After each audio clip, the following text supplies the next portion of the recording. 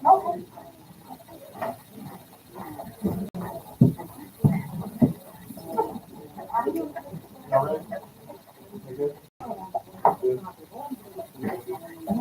evening, everybody. I'd like to call ahead and call this school board meeting to order. It is our vision to be the model school district where every learner is valued and empowered to become a successful contributing member of society. It's our mission to foster a culture of ownership and accountability through partnerships that create multiple pathways for success. Mr. Moore, would you please call the roll? Okay. Carly Stell. Here. Daniel Gray. Here. Ava Coleman. Here. Jim Moore here. Ron McDaniel is not here. Dina Tony. Here. Wake her up. Lauren Martin. Here. Laura Walker. Here. All here except for Ron, who, Mourning the loss of the Steelers. Yeah. All right, if you'll join me as we stand for the pledge, followed by a moment. Stand for a moment of silence, followed by the pledge, please.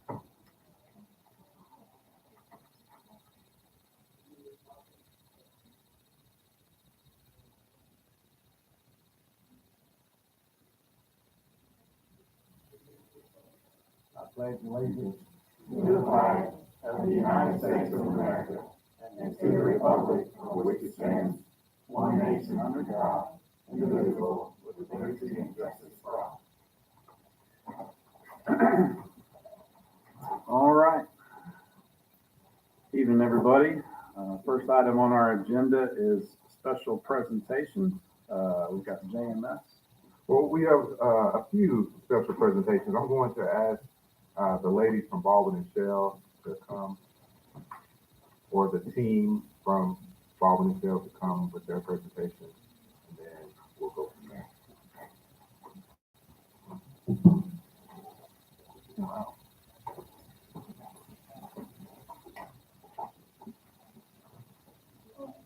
My name is Alex Hinton, and I am representing Baldwin Shell.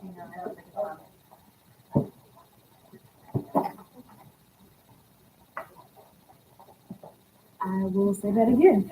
Hello, everyone. My name is Alex Hinton, and I'm here with Allison Camp. And we just wanted to present a token of appreciation for working with the principals. They were really good, and it's just something to. Yes, please come to the front.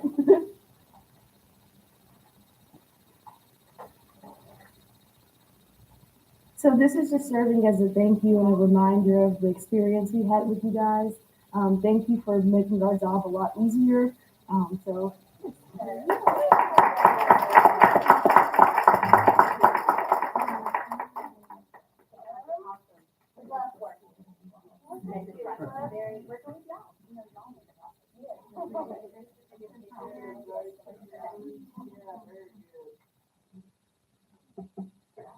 Wait a minute.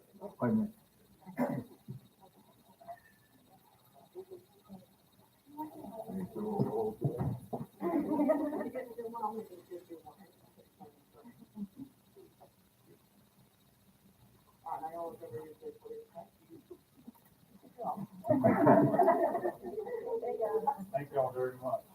We also have working. I was just going to say, you're making my job harder because the other principals are going to wonder where they're. Miss Biggs, yeah. Go, Miss Biggs. All right, board and guests, another presentation. I wanted to take time to recognize two staff members who went above and beyond the call of duty. Not only do they serve our district, our scholars each and every day, and our staff members, but most recently they went above and beyond to make sure that all were okay and well within the district. So I wanted to take this time to present two superintendent citations to Mr. Michael Sang and Mr. Terry Wagner.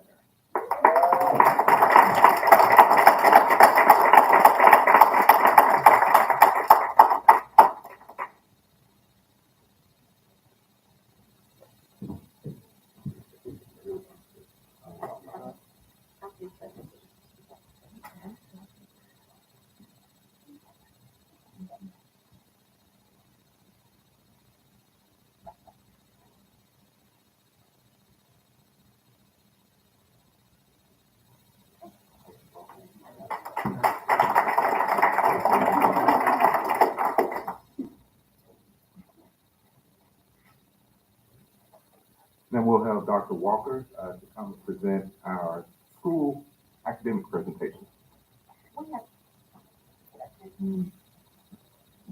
We have two presentations tonight, and we will start off with Jacksonville Middle School, and then followed by Jacksonville Middle School. Dr. Picard and Mrs. Bilberry is going to come forward, and they are going to present on ADVID.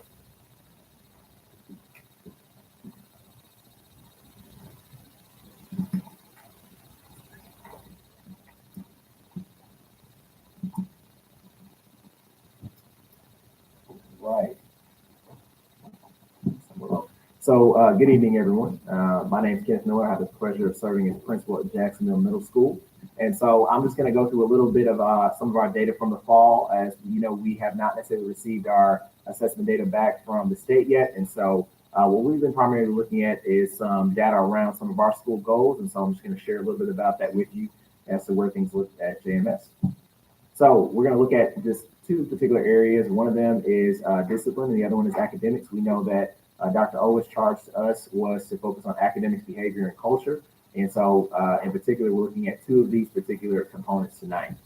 So first, I want to start with just a little bit of discipline data. So first 25 days of school, we're very proud to be able to say that we've seen a 21% decrease in discipline over the last 25 or the 23-24 school year. As of October 4th, we're seeing a total of 43% reduction in discipline incidents as to what it was 7 weeks in the school last year. And so originally when we put together this presentation, we were at that 21%. And then of course, weeks go by and we're proud to be able to say we're seeing an even larger reduction in discipline. And so what we're primarily attributing this to is trying to build in some more preventative steps in our discipline protocol process. We integrated a counsel referral step before teachers ever end up sending a referral to us as administrators to be able to see what we can do to try to target some of these behaviors, as well as a assistant principal and parent meeting. And so we're trying to make sure that we're being, as I said, more preventative. The other side is that we are also looking primarily at our classrooms as our major focus. When we look at where the discipline is occurring, it's not necessarily occurring in unstructured environments as much as it is as what's happening inside the classroom. And so that's kind of our focus area. And so we're looking at that data regularly, every week, as a matter of fact, and trying to make sure that we're monitoring how we can best support our teachers and who's going to need what types of support. Looking at some of the academic data, we've been doing some walkthroughs, and I apologize, I know that may be a little bit hard to see, but one of the primary ways that we can determine what type of behaviors we're seeing in the classroom and how we can best support our teachers is by just being present. And so we're doing informal walkthroughs inside of individual teachers' classrooms, but we also are doing sort of monthly walks as well. And so this is some data from our last one. As we started school and 2 weeks into school, trying to just kind of idea of what are we looking at in terms of our behavior non-negotiables. And so we were proud to see that starting the school year, we were seeing high levels of student respect and rapport with teachers, and looking at a pretty good mixture of, or a pretty good response to managing and addressing behaviors appropriately. The thing that we ultimately saw is that we started with one of the other preventative pieces that we looked at was for all classrooms, we wanted to have some common procedures. Number one, or I should say, technically, I guess it was common procedure number 4 for us, according to our chart, was we wanted to make sure that every classroom had an out-of-seat procedure. That if we're going to make sure that we're ensuring high levels of learning, we've got to just make sure that across the board, scholars understand when I'm leaving my seat, exactly how I leave my seat, and that for some of our novices, non-traditional folks, that they're supported by making sure that there are common procedures. So that's our focus area that we kind of saw, is that when we went through and we started walking through, we said, hey, what's an area where we can see the biggest bang for our buck? We need to make sure that we coach our teachers on enforcing the expectations around staying seated during appropriate times for learning. Understanding that looks differently in a classroom like art, where you may have some more unstructured movement. But if you're seated, you're less likely to be misbehaving and in trouble, right? And so that was just one of the focus areas that we looked at. We also are looking at our intervention time. So every school in Jacksonville, North Pulaski, we know has an intervention, school-wide intervention time. We call ours WIN, which stands for What I Need. And so our focus areas we've been looking there is just making sure that we're seeing active monitoring. Scholars are typically working through a couple of different types of programs. Lexia, which is more focused on literacy, and then Dreambox, which is focused on math. And but we want to make sure that we're encouraging our teachers to be active in monitoring and pulling small groups with students. And so that's an area of focus that we want to be able to see. 36% of our classrooms weren't doing that well. 63 were, but at the same time, we want to be able to make sure that that number increases. So definitely we have some target areas that we can see that we need to continue to grow. And then again, as I mentioned, we're just also doing our regular informal visits. And so what we've identified amongst our teaching staff is that we've got 8 teachers that we're specifically focusing on classroom management strategies. So this is just us as a team trying to make sure that we are proactively, again, gathering the data and then trying to provide support and coaching. And so 3 of them are specifically working with an instructional facilitator. And then we've kind of also identified what are our model rooms, right, that we want to be able to send other teachers to see where this is occurring in a great fashion. And so that's another way that we're kind of trying to make sure we're sewing into our culture is by having other teachers being able to build their efficacy because they can see other teachers who are doing well with those same scholars. And then the other thing that I just want to mention here as we wrap up, I mentioned that, you know, as a whole this year, we're trying to make sure in the fall that we're really focused on some preventative procedures and also revising what some of our responsive procedures have been like. So I mentioned, obviously, some of our pieces, but these are some other things I guess I have not necessarily mentioned. We also started a e-hall pass this year. I know Jacksonville High School jumped into that last school year. And so that's been a great help to help reduce our out-of-time class or out-of-class time so we can increase learning time. Also, we have a large number of novices this year at Jackson Middle School. So we're just trying to make sure that we're, again, providing a strong classroom presence as an administrative team. We also have revised our school discipline flow chart, as I mentioned before, and we are providing some preventative steps through the use of live school. So live school is our way to be able to reward scholars for meeting expected behaviors. And so every day, every class, they have an opportunity to earn 3 points. They're able to use those points for different types of building incentives, but it's an opportunity to give them regular feedback on are they meeting appropriate expectations or are they not? And so it's an opportunity to just be able to give that daily feedback so we can have some good coaching. And then just some last minute celebrations. I mentioned live school. We also have some other great things going on. We're working with University of Central Arkansas, we know, through our year partnership. And so we are putting together an after school tutoring program that is getting ready to launch here in the next month. We also just launched our Titan Family Organization, trying to increase our parent engagement. And so that'll be an opportunity for us to be able to get that off the ground. And then we have a few new programs at JMS as well that we find are really doing a great job of engaging scholars. Where we started Civil Air Patrol this year, which for those of you who don't know, it's an auxiliary of the Air Force. And so it's an opportunity to engage some of our middle school students who don't have JROTC as an option to be able to have a new way to be engaged with that. We also started our piano lab this year, which we were able to get a grant from the Jacksonville Education Foundation to be able to support that. And also we started a dance program at our school. So we're constantly trying to see how we can add things that will engage our scholars and then looking at the data to see how we can best support the needs of our teachers and students. So any questions for me? Did you locate anyone with a piano or anyway? Did you get a piano? We did. So we actually have 20 pianos in the classroom at this particular point. So One? we were 20. 20? 20, yes. Wow. 20 digital pianos. And so scholars are able to play. They're actually getting ready to do their first recital here coming up this next week. And so we're excited to see what they're doing. And eventually, hopefully, we'll be able to also, we can figure out how to be able to get them on a stage, do that recital for those parents as well. So we're excited about it. Awesome. Thank you, sir. Thank you guys. Appreciate it.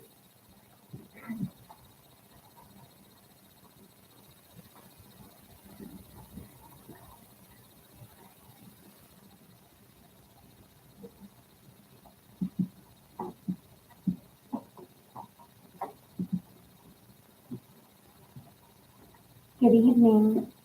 ADVID is our district's program for delivering high-quality instructional strategies and ensuring our scholars are prepared for college and career readiness in a global society. And as a curriculum coordinator, ADVID is one of the programs now under my charge. And so I just wanted to tell you a little bit about what that means. So by teaching and reinforcing academic behaviors and higher level thinking at a young age, elementary ADVID teachers create a ripple effect in later grades. Elementary students develop the academic habits they'll need to be successful in middle school, high school, and beyond in an age-appropriate and challenging way. And AVID Secondary equips teachers and their schools with what they need to help students succeed on a path to college and career readiness. So the 4 schools we're going to recognize tonight have laid the foundation for strong AVID systems within their buildings. And this is all to benefit the academic success of our scholars. Schools are required to submit site data and their coaching certification instrument each year in order to even be recognized as a certified AVID school. So each school site team is responsible for collecting authentic data and evidence to document and track their progress to determine an overall AVID rating. And then the data is also used to document the school's implementation journey, their staff development, and their student achievements. So as you can see, becoming an AVID certified school is no small feat. And so we are incredibly proud of the schools that we're going to recognize tonight. And when I call your school, please come up to receive your school certification and then remain up front and we'll take a group photo at the end. First, Diamita Elementary School.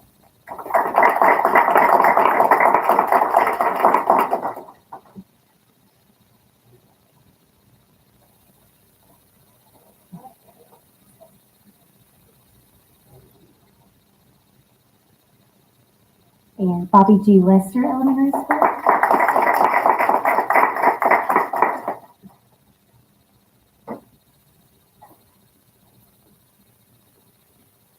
Merle Taylor Elementary School.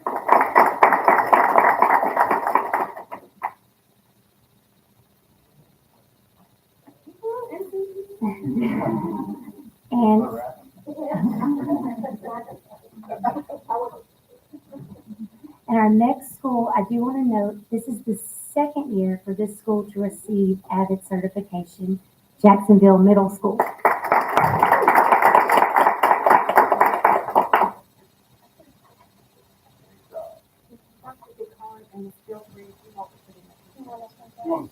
Yes, does that mean that down?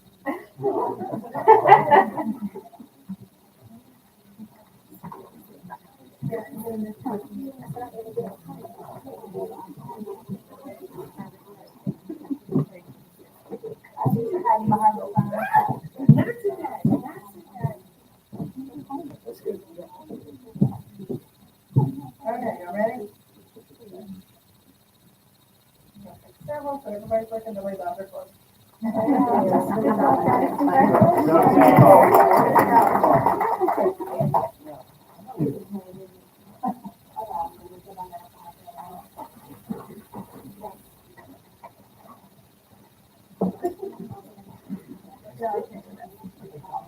That concludes all of our presentations. All right. Thanks, everybody.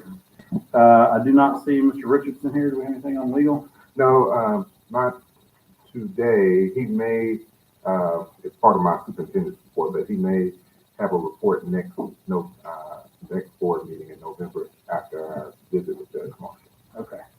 And then facilities, Ball and Shell passed out all their goodies and left. Well, but I do have, Dr. Ella.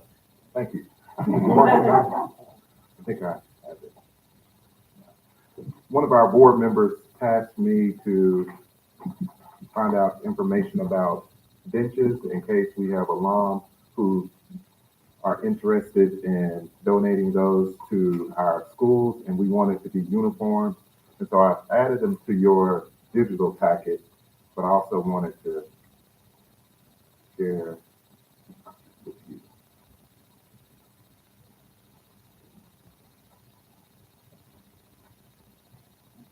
Okay. Oh,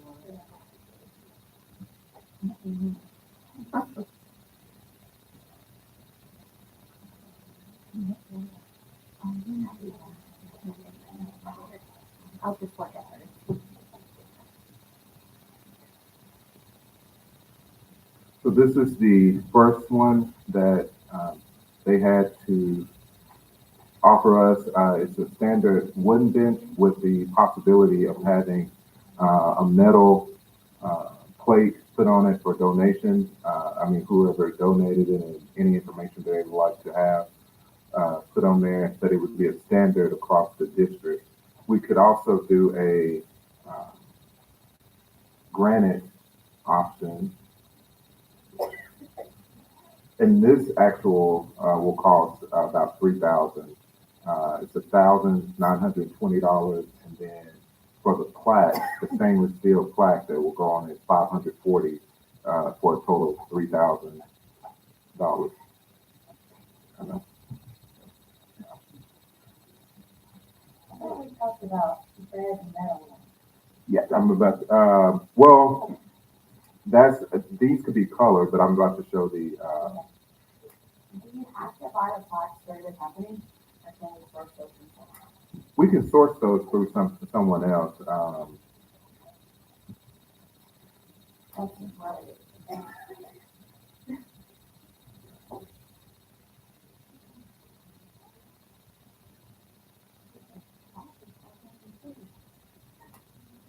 And then these are the examples of the granite options as well. Those were cheaper for rock-based benches such as this one. It was $1,485 with a 6 to 8 month delivery time.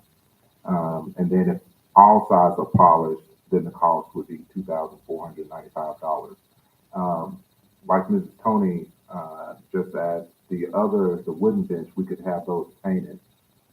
But that was the actual example the picture that they showed us, that he sent me, that Aaron sent me from WER. For some reason, I thought when we originally started talking about it, we had talked about the steel, The metal, the metal, just because that looked like the wooden bench, but it was the metal and it was I red. believe. I might be remembering wrong, but No, we did ask him about that. He was looking at the most cost efficient. The least cost. Let me share this one. This is the last one that he sent.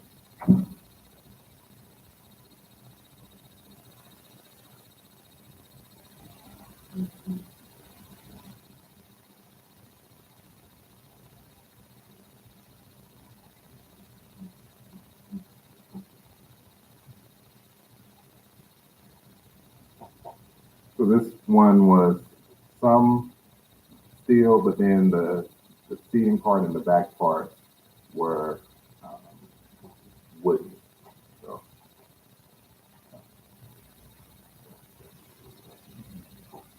So those are the only options that he showed us. Now, this is just what WER showed us to standardize, but we can keep looking if we wanted a different. But I asked him to provide, since they were the architects that built the school, I asked him to send some examples that would be aesthetically pleasing to the way the schools are designed out front, and those are the examples that he showed. But we can keep looking.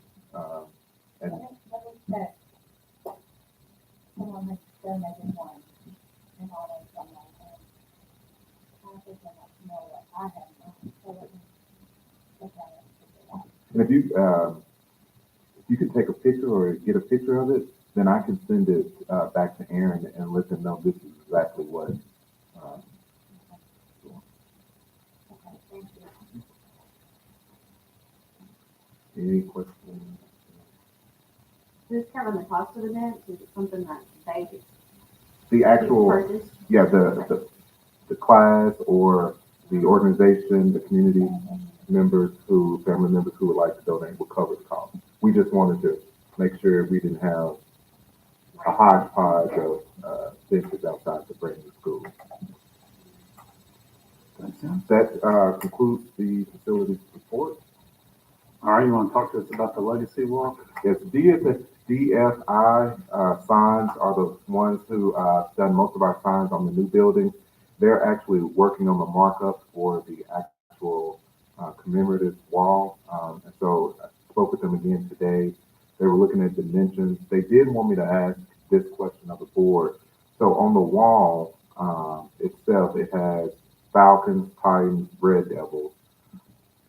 Do we want a particular, do we want the name certain names to fall under those, or will it be consistent across the wall?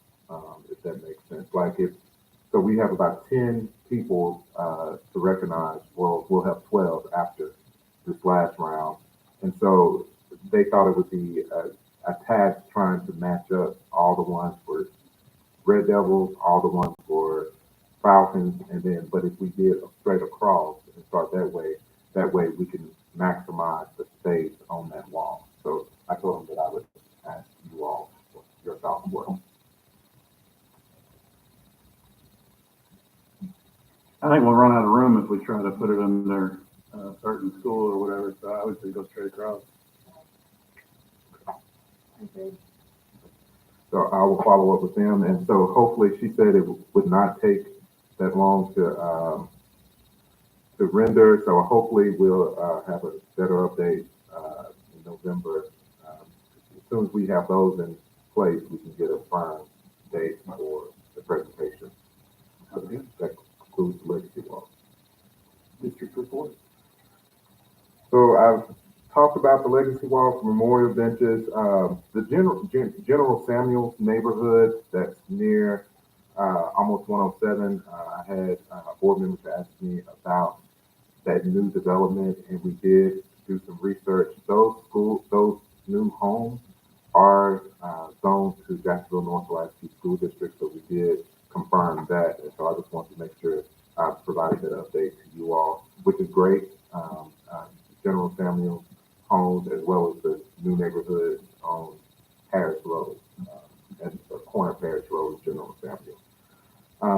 And then the last thing, just a reminder that November 1st, Judge Marshall will be here touring our new school, as well as Lester Elementary, to make his ruling on the desegregation court order. So that's a day that the schools are closed, and so Mr. Richardson, myself, and Mr. Fasten from WER will be touring the buildings with them along with the Joshua entity. That concludes my report. All right, anybody from PPC this evening? All right, next item we've got is the consent agenda. That contains the minutes of the September 9th regular school board meeting, also the assistant superintendent's report, and a financial report. Is there anything in that needs to be pulled down for discussion? If not, Motion to accept. I'll entertain a motion to accept. Second. And a second. All in favor? Aye. Any opposed? That passes unanimously. Next item we've got proposal for teachers on an ETP. Yes, I'm going to ask the team to come. Mrs. Logan is going to lead with Dr. Young and Ms. Howell to explain the nature of the proposal. And that proposal is located in your packet as well as the digital packet. Good evening. I have submitted emergency teaching permits for the past 3 school years for Jacksonville North Pulaski School District since I've been in this role. And just to kind of get some background, what an emergency teaching permit is for any educator that has a bachelor's degree that does not have a standard teaching license yet. School districts can hire them on and basically put them on a plan to licensure, and that gives them 2 years to get licensure to be, qualified to teach. But it helps school districts in recruiting because, there's a teacher shortage. So it helps when we can, pull somebody in and, invest in them and get them on the right track to licensure and to retain them. This school year, we, hired just like we do under the regular guidelines that have been in our, or at least known to us for years. And we were shocked when we had 12 come back denied. Licensure just got an overhaul in personnel. So they have a new director of licensure, and then they have new people working in the licensure department that look at the emergency teaching permits. I know Principal Howell and Dr. Owa worked in licensure when the emergency teaching permits kind of got created, and they understood kind of why the state created that. And the guidelines that the state is now saying that we need to fall under, it's more just their interpretation versus what has always been. So they're telling us that basically now for qualifications, specifically for elementary education, because most of our people that were denied were in elementary education, there's a kind of stipulation that when you're looking at a transcript, they have to have 18 hours toward content area. Now for elementary, it used to be we would look at the 18 hours in courses like social studies, math, English, science, because as an elementary teacher, you're teaching all of those subjects. Now they're saying their interpretation is it has to be an elementary education, which that, you pretty much won't find anybody that has 18 hours just in elementary education, because if they do, they're going to have a degree in elementary education and a license. So they wouldn't need an emergency teaching permit. The other interpretation that they changed was you can be on an emergency teaching permit for 2 school years. To be eligible for a second school year, the old guidance that we would go under was you just had to have some sort of progress towards your license. They kind of gave you 2 examples, one that could be an attempt towards a praxis, and the other could be coursework if you have a degree that required coursework. So out of the 12 people that got denied, 8 of them were in a MAT program, which is the Master's of Quantitative Teaching course, and then that leads to licensure. Once they're complete all their coursework and then take the praxis, they have their license. We have an individual that got denied that had 24 college credit hours that she took last school year and was denied because they said that was not progress towards licensure because she did not take the praxis yet. Because the other area of what you could take towards progress as licensure is to take the praxis exam. 4 of the ones that got denied took, for elementary, there's 4 or 5 practices that you can individually take, or you can take one big one that would encompass all those areas. We have, 4 that took individual ones, like they took maybe the math and history one, or math or social studies one, but they didn't attempt the reading or English, and the state came back and said, nope, since they didn't take all areas, we're going to deny them because they did not take all areas. Some of those individuals did pass those practices, and they're still denying them. So basically what we're asking you tonight is, because there has been an interpretation change, and again, we've had members that worked in that department. We have members that worked or that got approved last school year under the same guidelines that we've always used that are denied this school year. We're asking to keep their salary and benefits intact and basically bring them in for this school year because we've already invested in them. They've already went through our professional development in the summer. They've already been working under contract. We can't submit for emergency teaching permits until they open the application, which is sometime in July. Most of these people were hired on in April and May, so the application to even approve or to submit them for licensure for ECT wasn't even open yet.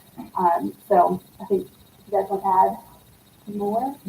Yes, I mean, I'm working licensure. That's how I've been recruiting. 5 of those 12 are my school, and it would just be a detriment to lose 5 teachers right now because they were denied, and because change in interpretation or the guidance was changed, and we weren't notified.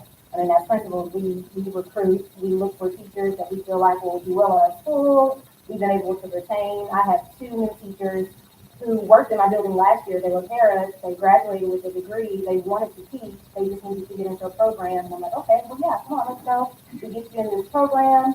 We will help you along the way. And then they were denied. So, and this isn't affecting Jacksonville. This is a statewide issue, and many other districts are choosing to pay those teachers their benefits and salaries the same, so that we don't have to start over. I mean, we're about to be into our second quarter, and to find, for me, 5 teachers right now, I don't think that's possible. So we're just asking for a little grace. Like what you said, if we do not do this, they're going to have to go on sub-pay, until they get their license. So they're not going to be able to afford to live off sub-pay with no benefits, and we'll likely lose those teachers. And so then we'll be replacing them with subs anyhow. And that's going to increase. Yes, that means we're going to have an increased discipline issue.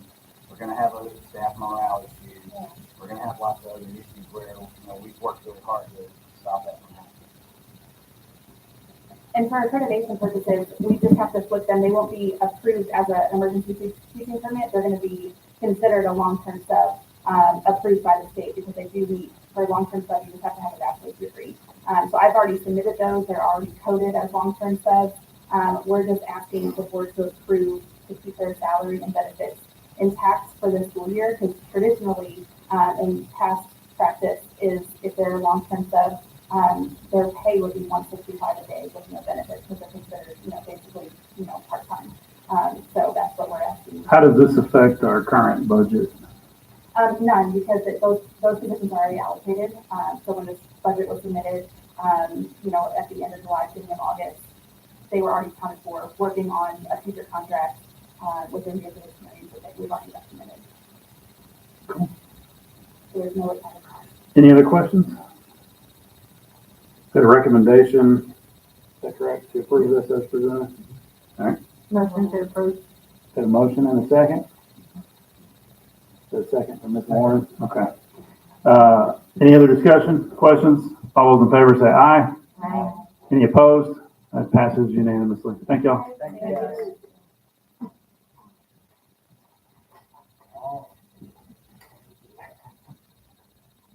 All right, next item is the phone-free school pilot, Wilbur D. Mills Co-op. Dr. Walker is coming forward with that presentation.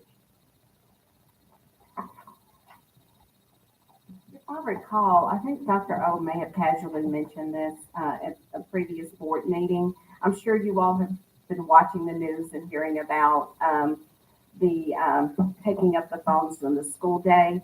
So our cooperative, which is Wilbur D. Mills, they were given a grant. And so we have the opportunity to pilot. So we thought we would just start out on a small scale, and we would start with our ALE scholars, because currently we are already taking up their phones, but we're having to use just some homemade pouches that we have. So we thought that this would give us an opportunity to pilot, but look at the benefits of it as well, because we already see the benefits at our Titan Learning Academy. But just moving away from some of those distractions that may occur, and that way they can focus more on within the learning environment. And so if you look there, we already have a policy that's 4.47. It's under our student policies, possession and use of cell phones and other electronic devices. So in your packet, there is a sample policy. It's just a draft policy, and it's a 30-day read, or if you've had an opportunity to read over it. If you feel like that you don't need for 30 days, it's just up to you. It's just a matter of me making a phone call to Liberty Mills and letting them know that it's approved or not approved. I really hope that you would consider it. Explain the physical, how this works. I mean, how does it, did you tell me there's a pouch, or what did you say? It comes as a pouch, and what they do is they put their phone in this particular pouch. Dr. O shared one with me, but they may be just a little. Some pouches, they're different depending on who the manufacturer is, but they would, when they come in, the staff would Each take that classroom pouch. or the day? Each student, when they enter the school, they will be given this pouch, and they will just slide their phone in that pouch. Now, they can take their phone with them. They just cannot open it up, and there are different things on it. If they try and open it, some of them makes a little noise or something like that you can hear it. So we just wanted to try it. We know that, like I said, it's been in the news. We don't want. How does the pouch get unlocked at the end of the day? It's not really locked like that. It's just, it has a seal on it. Could you bring us a pouch? Could we have an example? It's similar to that one. Thank you, Dr. O. That helps. So, and we didn't want to do it district-wide. We thought we would just do it. Started at ALE, about probably $60 to $70 there. We're already taking, as a part of their day, just taking up their phone and securing those during the day. And that one right there looks like it has a magnetic lock somehow. I have a quick question. So now you're currently taking the phones up and putting them somewhere, but when they get the pouches, they're going to be able to keep the phone in the pouch? Yes. Oh. And we have, the policy is that they do not comply. There are consequences. All of that is in the draft policy. That seems like a little bit more temptation if you're going to let them keep it. Mm-hmm. So they've got to have the magnetic key, at the retail stores, and you take it off the shirt or whatever. Okay. I guess. Okay. Have we told our parents, or have we? We did not hold the parents. because ALE parents, that's one of the stipulations with the parents that they know as a part of being at ALE that we're going to take up their phone. Sure. So they understand that part of it. I would like to see us poll Okay. our normal, or that's not the right word, our other schools and parents to see kind of just what the feedback is, or we may need to get some information out there because when just the name of the policy, I know what, my wife would say if no phones at school. They're like, well, how can I know where they're at? Or how can I get a hold of them after school? They need their phone. So I just think we need to, I'm not speaking against it. I just think we need to educate the parents, and before I would be comfortable making a decision, I'd want to see some feedback. Okay, well, we can certainly do a parent survey and provide you all with the feedback. I'm not for sure if there's a cutoff for this particular year for the grant, but certainly I'll ask Whipper Mills if it's something that we need more time to see if that grant is possible. If it's not something for this fiscal year, that maybe we can consider it for the next one. Okay. Okay, thank you. Thank you. Any other questions? Comments? Okay, remove technology from inventory, speaking of. Oh, no, I skipped one, didn't I? 2025 election document reminder in your packet shows everybody, their terms, when they were elected, when their term expires, and all that good stuff. Any questions on that?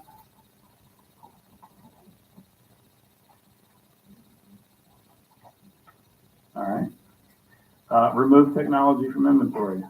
As we have done previously, in order for us to remove these technology fixed assets that we are not using anymore, we have to have board approval to remove those from our inventory.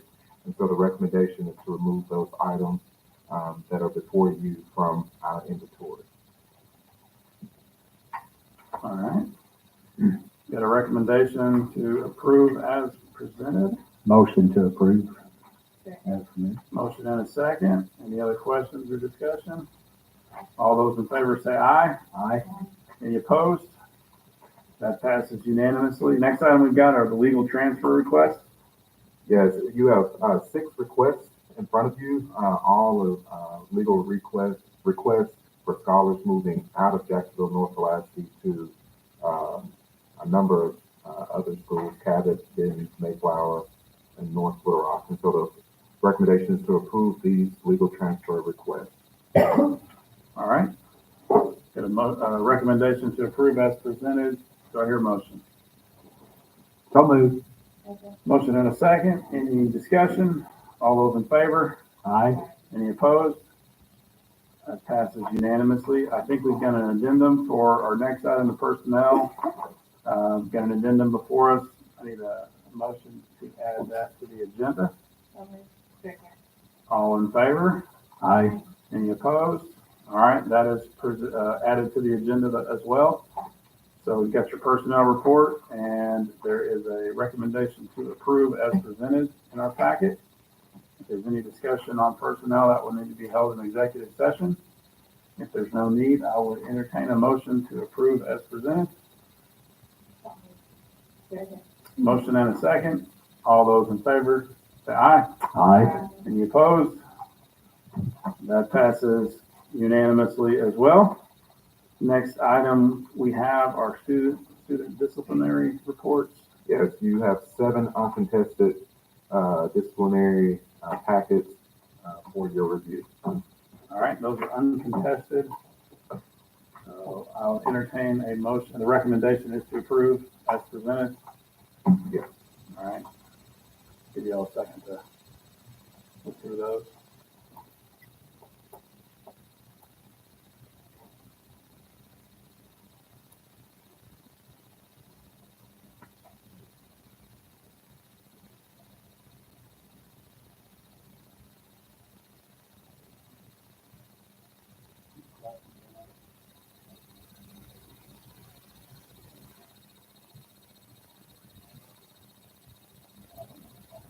Question is, when they come back from the recommended expulsion or suspension, that they go back to ALE as a condition upon return. Is that correct? So we can't make that a policy because of Arkansas special needs rules. in what is in policy is that everyone who comes back. Mr. Smith, can you come to the mic, please? Thank you.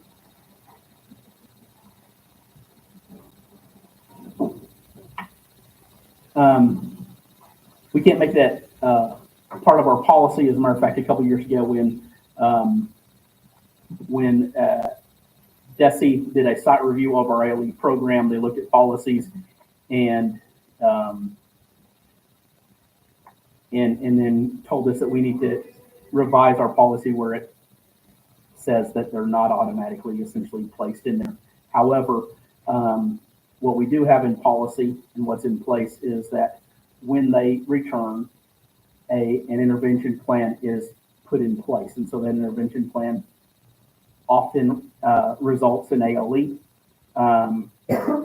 However, the campus administration and that team, or in the case of a 504 IEP, they can elect to put that intervention plan in place locally.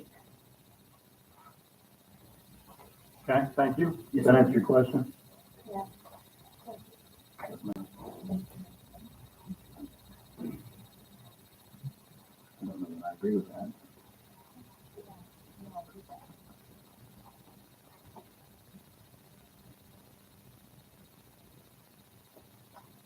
Do I hear a motion? Motion to adjourn. Motion to adjourn. No. Okay. There's a what? Ms. Dina has a motion to approve, and Ms. Martin has a motion, seconded the motion to approve the disciplinary actions as presented. All in favor, say aye. Aye. Any opposed? Okay. Any other questions before we get to Mr. McDaniel's? I do, just point of clarification for my marching orders. With the metal bench, how do you all want to handle that? Do you want me to bring back the pricing for you in November, or is that the pleasure of the board to have metal benches? I know we have some community members, some families who are strongly interested in moving forward with it. I think, can you email that information out to us and give us a few options, and then if we need to formally vote and approve something in November, we can, but maybe we can get something in process before. Okay. And the ones that I've talked to, they're fine. Okay. We'll have those for you all.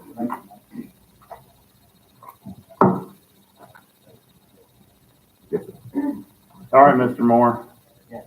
Would you like to make a motion?